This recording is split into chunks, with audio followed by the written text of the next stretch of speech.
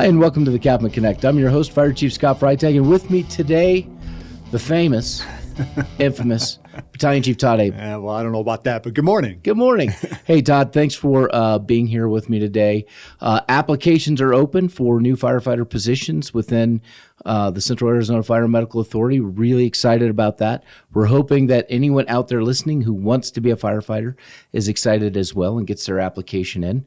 You can go to our website, cazfire.gov, to apply. And just do us a favor. This is a message from HR, Todd. I have to get this out. Okay, sounds good. Please read the directions and fill out the application completely and submit all your documents. It's kind of one of those first steps to, do you pay attention to detail? That's important. It's the little things. That is important. Just a reminder, HR is not your mom. They think they are sometimes, but no, just kidding. They don't need to chase you down for stuff. So, Todd, we talked yesterday, and I asked you to come on the podcast with me because I know Eric was on here with John talking about applications opening up. I wanted to take a little different approach, and because you're an operations battalion chief and you're on the floor, so you're interacting with and helping to develop and mold the new firefighters, I wanted to get your perspective. Okay. So what are you looking for in a new firefighter applicant? Well, thank you for asking, because that's super important. It's exciting that we're back to hiring some more folks, because we definitely need some help on the floor. So this is good. Absolutely. So what's neat about the way our system works is they're going to get, obviously, as you know, they're going to get some awesome training through our academy. We have a great training division with Chief Para and Captain Merrill. We have awesome training captains that are on the floor. Absolutely. So they're going to be part of training those folks up. So my biggest thing as a battalion chief is when they come out of that academy, they come onto an engine, is that they continue to learn. I continue to learn to this day as a battalion chief. Absolutely, I do too. Yeah, so it's important that they understand that they're going to continue to learn, and that's the exciting part about the job. You always got stuff to learn. You got things to practice. You got drills. The captains out there are big on drilling and make sure our folks are ready to go. Right. I'm big on it as a battalion chief to make sure my battalion is ready to go for any large incident, and that includes everything from large medical incidents to structure fires to wildland fires. And we're cross-trained in all that stuff, so it's important that they can continue with that training. The other thing that I think is important to let these new recruits know is that when they get here, they may not get it perfect the first time. Sure. They may mess it up really bad the first time, but we're here to make sure that they learn from that and that they continue to improve, and they don't make the same mistakes over and over. So we have good leadership in this organization to make sure that they're set up for success. So there's a lot of support for somebody coming in brand new to the field, whether they've been through Firefighter 1 and 2 or not, because we no longer require Firefighter 1 and 2 for hire. You just have to be an EMT. We dropped the HAZMAT requirement. We dropped the Wildland requirement. And part of that was because, and you're our Wildland chief, basically, and we looked at that and said, well, we need to train them our way anyways. Yep. So why don't we just bring them in and let you teach them what you need them to know, because they're going to get that certification they need, but they're not going to have to duplicate training. Yes. So a little bit on that. And that's I'll even back up to the Firefighter 1 and 2 scenario. So you can show up without the Firefighter 1 and 2. We're going to give you that. And we have some outstanding instructors. I know you know that, but I'm just going to say it. We have some outstanding instructors with all kinds of variety of background to be in there teaching it. So I think that even them getting that skill or that education from our academy is priceless. And I think that there's a new tagline, Kathy, and I think the tagline was, get paid to get your Firefighter 1 and 2. There you go. You can't argue with that. I know. It's a good thing. And then we're going to even pay you to get your 13190, which is the basic wildland firefighting. And we're going to pay you to get your HAZMAT. Yep. So that's good. So, but back to the wildland stuff, we have some outstanding individuals that are also training captains, and some of them aren't. Some of them are still firefighters and still engineers, and haven't made it to that training captain level yet, which they're probably on their way. Right. But they have a lot of experience in wildland firefighting. We even have some new recruits that went through the last academy that are on the floor now that have a lot of wildland experience, and you're going to see them teaching the 13190 on the upcoming academy. So it's exciting to see even those newer folks to the seasoned folks teaching those courses to those new recruits. You know what I think is really cool about what you just said is we have some new recruits that just finished the academy but had world experience, fire experience before this on the Wildland side. And so we're not telling them as a new recruit with less than a year on that, hey, you just need to sit down, shut up, and listen to what we say. We're actually tapping into their talents and using them to help train other people, which I don't think a lot of organizations do that. So I kind of see that not only do we have support, but there's opportunity for new firefighters that come work for CAFMA. Oh, absolutely. And that's the other thing that I think CAFMA brings to the table. I've been here for 28 years. There's a variety of things that you could focus yourself on. You could, from the EMS side to the Wildland side to the TRT to the swift water, all that stuff. There's just so much to be involved with, or all of it if you choose to do so. And then taking the ability of the new folks coming in with their experience and putting them to work. We do it with all our programs, not just Wildland. Right. If they come in with some TRT expertise, we're going to put them to work educating and helping train people. Well, and I think let's hit on some of the programs that we have here that people can get involved in. So we have the Technical Rescue Team. We have the Wildland Division. We have hazardous materials. We have peer fitness. We have a peer support group for mental and behavioral health. We have the drone program. What are some things that I'm missing? RTOs, recruit training officers. Yep, correct. I mean, I think you covered them all. But paramedic, because I get in trouble with Chief Neminsky because we're looking for paramedics. But paramedic, if you want to go the EMS route, and not only just go the EMS route and be a paramedic, but teach and paramedic programs, teach in EMT programs. There are nearly endless opportunities for you to be involved. Education in the schools, the FirePal program, those types of things. If you like that, the education side of it. So what am I missing? So, real quick, I'll hit on the FirePal thing because I think that's an important program in our community that we provide. So when I first got hired as a firefighter, I did that, and it was probably one of the most satisfying jobs that I had, just to be interacting with all those kids and getting them educated on some fire safety, some public safety type stuff. So, but that's just one small program, and you can be involved in as many as you want, to make sure you're meeting your family needs and work needs, and you can be involved in as many of those programs. Sure. There's a life balance that people look for. I've heard work-life balance, but more recently I've heard people say it's a life balance, and that's what we're looking for. I think some of the other things, because over the years we have identified that cancer is a problem in the fire service. We've identified that mental and behavioral health, and mental and behavioral health is relatively, it's not new, but it's new that we're putting so much time and effort into it.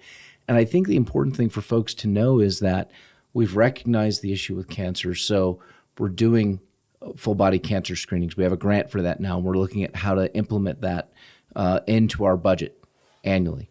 We're going to the clean cab concepts with the new engines and looking to retro the others. We're looking at station design, both renovating existing stations for cancer mitigation and how we build the new ones. On the behavioral health side, not only have we built what I think is a pretty robust mental and behavioral health support system, especially by having Dr. Ritterbusch and Start Moving On.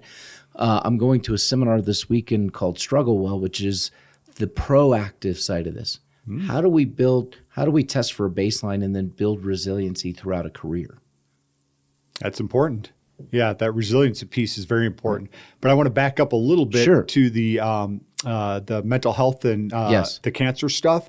What has been really impressive on the organization is their efforts at your level to make sure that we are getting those resources available to us. And it wasn't as available in years past. I would say probably in the last, maybe 8 years, we really started getting after it. Yes, absolutely. And the progress we've made on that to get that available to our folks is amazing. And it's not that the people before us weren't doing anything. It's that it's evolved over time. I actually sat on a Senate committee that studied cancer in the fire service with some of the great minds in the state of Arizona. And because of that committee, we ended up with the cancer presumptive laws we have today. So there's a lot of positives there, but taking a step back for a moment and looking at, and over the next 5 years, there's a lot of movement in this organization. We're going to lose a lot of institutional knowledge. Talk about that for a moment. Yeah, so we do. There's a bunch of us that got all hired at the same time. I'm actually one of them that will be retiring here in probably a couple of years. There's a handful of us. So I think that what the organization has done to help set everybody up for success is we are very proactive in passing that knowledge on. And I think that we've been successful at that. I think that we've got some incredible battalion chief candidates coming up. I think we got some incredible captains coming up, engineers, and then with hopefully these new recruits that we've just hired and the new ones coming on, that those are the next future leaders. So do you think, Todd, if you're someone that is looking to get into the fire service and you're looking for opportunity for growth, opportunity for advancement, opportunity to learn, to expand your knowledge beyond firefighting, beyond EMS, and looking at other things, how much of that do you think exists for new candidates applying today, getting hired, and then for the next 5 years? So, as you know, I'm very fortunate in traveling all over the country with the Type 1 Incident Management team, and I get to talk with Thank a lot of— you for doing that. I appreciate that. And I get to talk a lot with other local government, fire department type folks. And I can say this honestly, I think the opportunities within CAFMA currently and for the future are going to be endless. I think that there's going to be multiple opportunities if you want to continue through the operations side of things, or if you're looking at technical services or logistics or planning. There's all kinds of opportunities within this organization as we grow. Right. We're not going to stop growing. Oh, absolutely not. We got to keep moving to meet the needs. That is more than you would find in a lot of other local government, fire department areas. So we did a thing this week for the first time ever. It was called Meet the Chiefs. And so it was the Fire Chief of Sedona, Ed Mazulis, Fire Chief of Verde Valley, Danny Johnson, Fire Chief of Prescott, Holger Dura, and then myself. And we met with recruits from Yavapai College. And it was a fantastic showing. We had like 30 people there. We were there for 2 hours, good dialogue. But one of the questions was, and this is your wheelhouse, Wildland. What are the opportunities? Now, my answer was, you can correct me if I was wrong. Okay. I said, during your first year, we expect you to focus on being on probation and getting through that. But after that, there's more opportunity for Wildland. Absolutely. So I will correct you on one little thing. We do give them an opportunity to at least get on one assignment during the probationary year if everything's going as planned. Okay. So that involves the captain, the battalion chief, and then obviously the operations chief to make that decision. So we do try to get them out just so they get kind of a feel for that. Sure. But after that, yes, it's endless opportunities. You can progress through the ranks as much as you want. I was fortunate to get started early on in my career and work all the way through Firefighter 1, Strike Team, Task Force, Division Supervisor, Type 2 operations, Type 1 operations, and I just currently opened up my Critical Incident Management IC task booklet. Wow. So, yeah, I just recently did that. So I've been very fortunate, and everybody has that same opportunity. I chose that as kind of a passion of mine, that I could bring that knowledge that I learned outside of the district back to our folks, so that when we do have those large fires, that we had some of that knowledge to help mitigate that. Sure. And we have a bunch of other folks that have got to the division soup level, which is a very important position on any fire.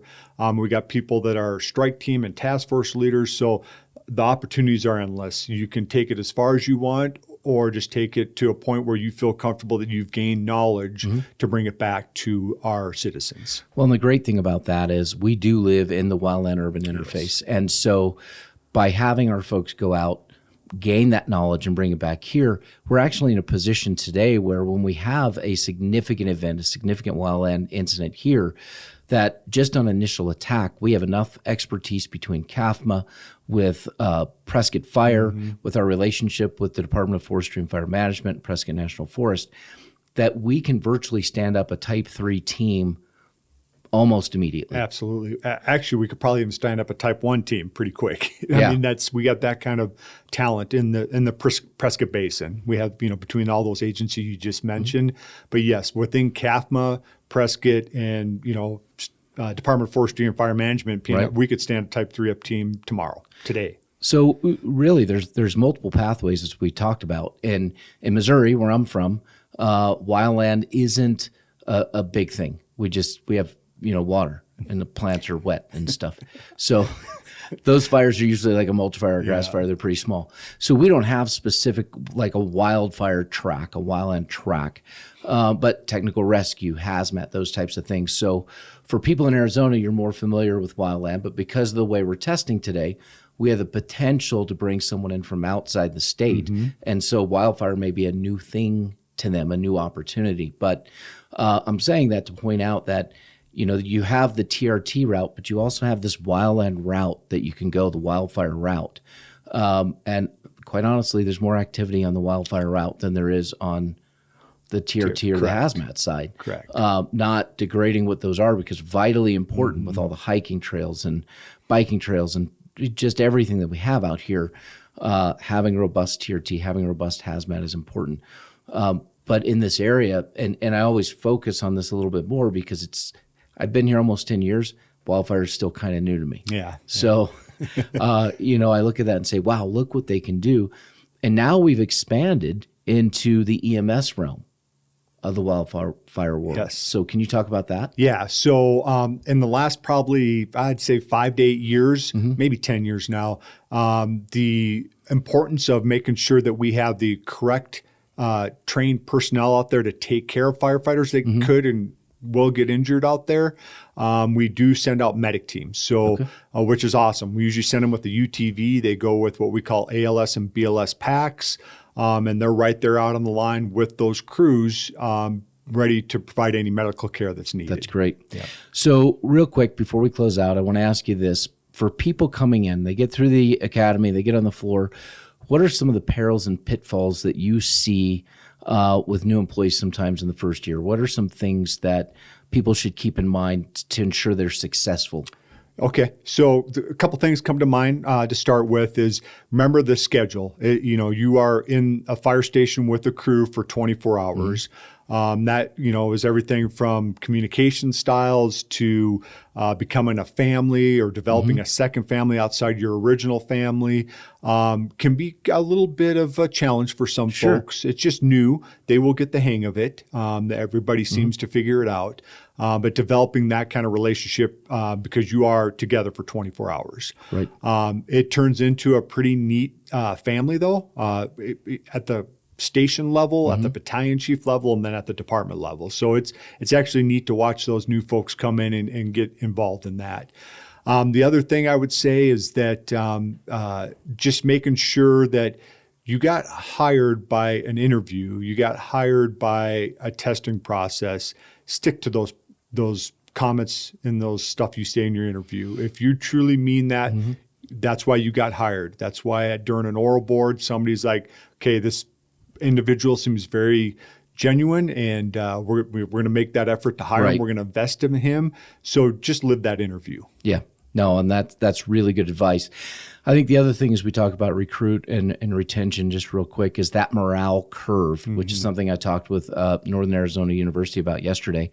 And basically it's expectation coming into the career field, right? We've shifted our marketing away from, hey, you're going to be fighting fire and cutting people out of cars every day, because you will occasionally see fire, whether it's in training or an actual structure fire, and there will be motor vehicle crashes and from time to time excitement.